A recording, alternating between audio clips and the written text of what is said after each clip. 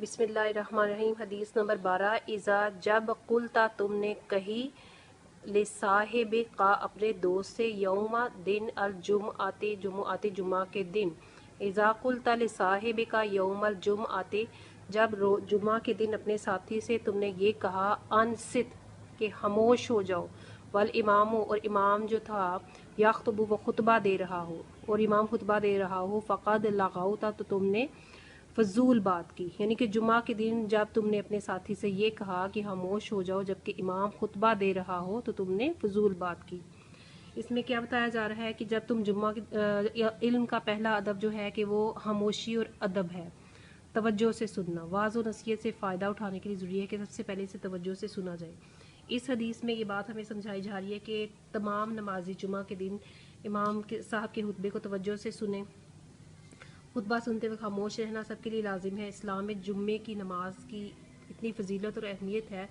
جس کی کوئی حد نہیں، اس لیے جمعہ کی نماز کے لیے مساجد میں بھرپور اجتماع ہوتا ہے۔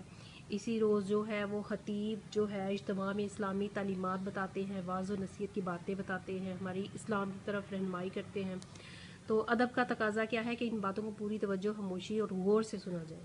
اگر کسی کی طرف ہمارا دھیان نہ ہوگا تو ہم نہ ہی اس کی بات کو سمجھیں گے، یعنی کہ امام کی طرف، خطیب کی طرف ہمارا دھیان نہ ہوگا تو ہم نہ ہی اس کی بات کو سمجھ سکتے ہیں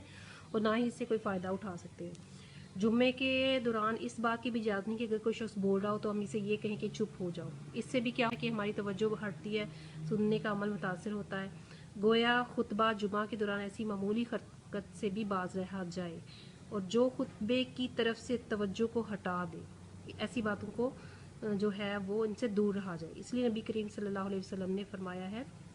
کہ اپنے ساتھی سے خاموش رہنے کے لیے بھی کہنا فضول بات ہے۔ اس حدیث کی جو تشریح ہے اس کی چھوٹی چھوٹی ہیڈنگز بنا کے آپ ہیڈنگز کی صورت میں اور اس میں کچھ ایڈیشن کر کے اس کی تشریح جو ہے تھوڑی سی لینتھی کر کے آپ نوٹ بک پہ لکھیں گے۔ حدیث نمبر 13 کا ترجمہ پڑھتے ہیں۔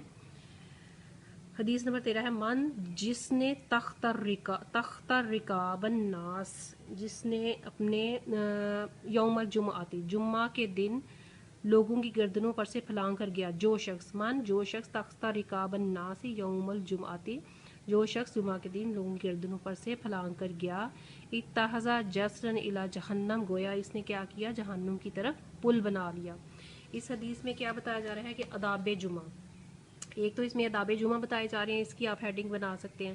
پھر آداب مجلس بتائے جا رہے ہیں، احترام انسانیت بتایا جائے، اور سب سے بڑی بات جو ہے تہذیب، سلیقہ اور نظم و ضبط جو ہے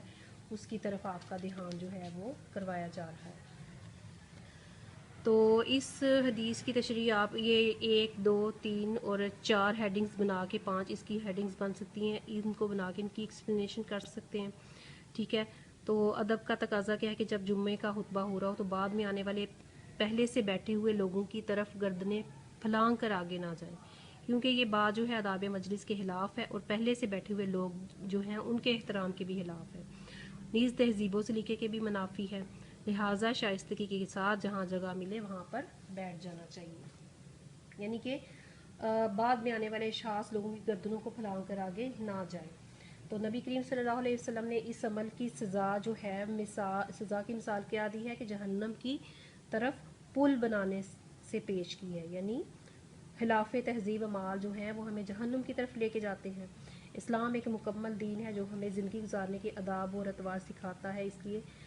کسی بھی مسلمان کے لیے ہرگز جائز نہیں ہے کہ وہ کسی بھی طرح دوسرے لوگوں کی تحقیر کرے یا ان کو حقارت سے دیکھے یا ان کو حقیر جو ہے وہ سمجھے یا اپنی ذاتی مفاد کے لیے کوئی نازیبہ عمل اختیار کرے۔ تو یہ حدیث نمبر 11 ہم نے پہلے پڑھی تھی، 11 اور 12 اور 13 نمبر جو حدیث ہے ان دونوں کا ترجمہ اور تشریح آپ نے گریٹن اپنی نوٹ بک پہ نوٹ کرنی ہے، اور چھوٹی سی ان کی ہیڈنگز جو میں نے بنا دی ہیں اسی طرح ہیڈنگز آپ نے بنا کے تو ان کی ایکسپلینیشن لکھنی ہے، کچھ آپ ہیلپنگ بکس سے لیں، کچھ احادیث سے مدد لیں اور ان دونوں کو اپنی نوٹ بک پہ نوٹ کریں۔